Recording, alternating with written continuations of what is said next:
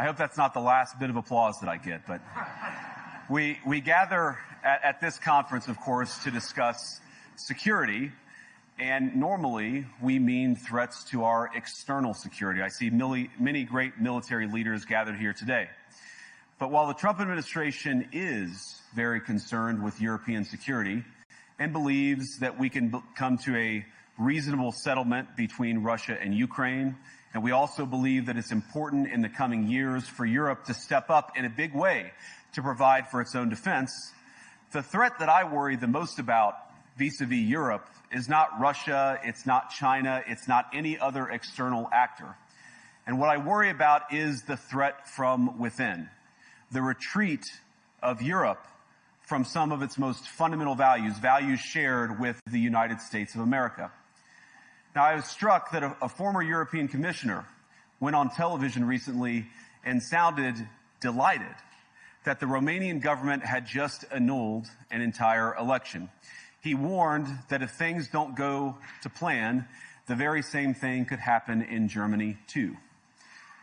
Now, these cavalier statements are shocking to American ears. For years, we've been told that everything we fund and support is in the name of our shared democratic values.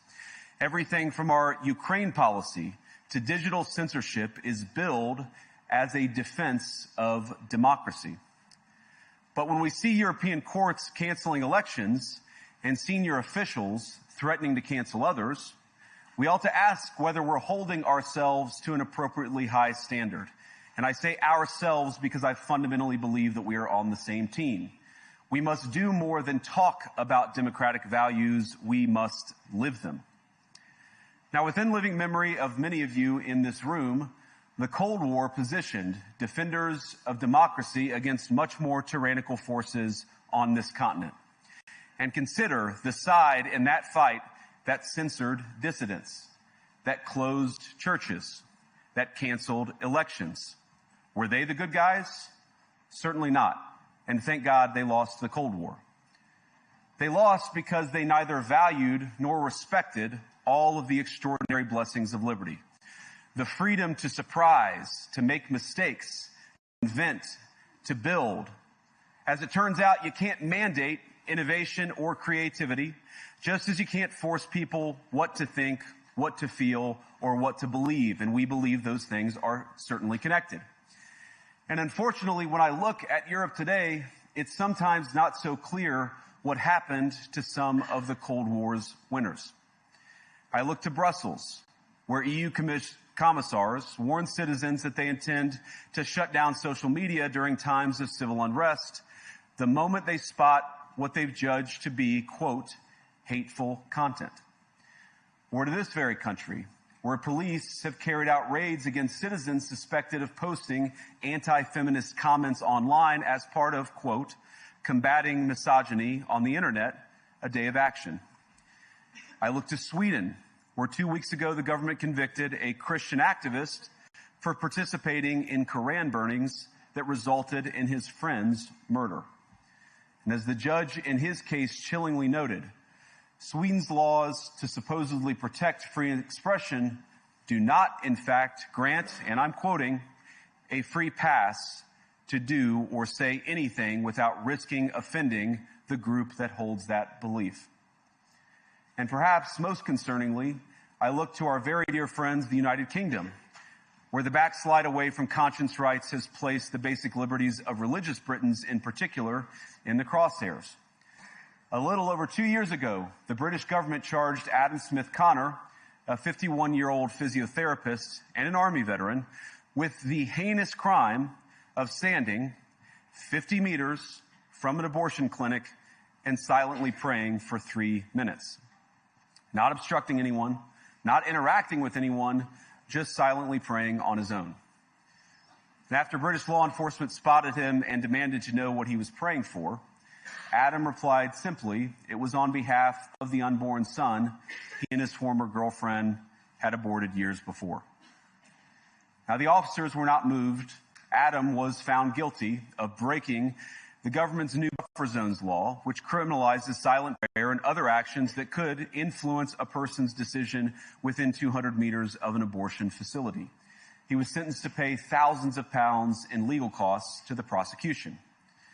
Now, I wish I could say that this was a fluke, a one-off crazy example of a badly written law being enacted against a single person. But no, this last October, just a few months ago, the Scottish government began distributing letters to citizens whose houses lay within so-called safe access zones, warning them that even private prayer within their own homes may amount to breaking the law. Naturally, the government urged readers to report any fellow citizen suspected guilty of thought crime. In Britain and across Europe, free speech, I fear, is in retreat. And in the interest of comedy, my friends, but also in the interest of truth, I will admit that sometimes the loudest voices for censorship have come not from within Europe, but from within my own country, where the prior administration threatened and bullied social media companies to censor so-called misinformation. Misinformation like, for example, the idea that coronavirus had likely leaked from a laboratory in China. Our own government encouraged private companies to silence people who dared to utter what turned out to be an obvious truth. So I come here today not just with an observation, but with an offer. And just as the Biden administration seemed desperate to silence people for speaking their minds, so the Trump administration will do precisely the opposite, and I hope that we can work together on that. In Washington, there is a new sheriff in town, and under Donald Trump's leadership, we may disagree with your views, but we will fight to defend your right to offer in the public square, agree or disagree.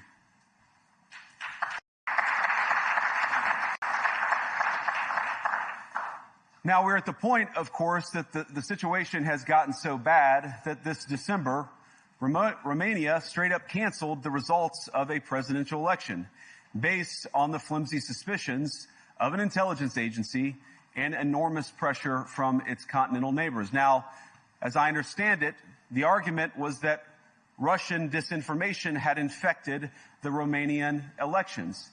But I'd ask my European friends to have some perspective. You can believe it's wrong for Russia to buy social media advertisements to influence your elections.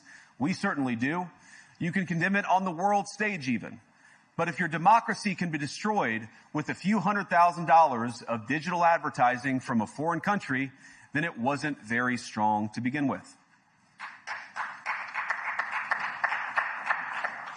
Now, the good news is that I happen to think your democracies are substantially less brittle than many people apparently fear.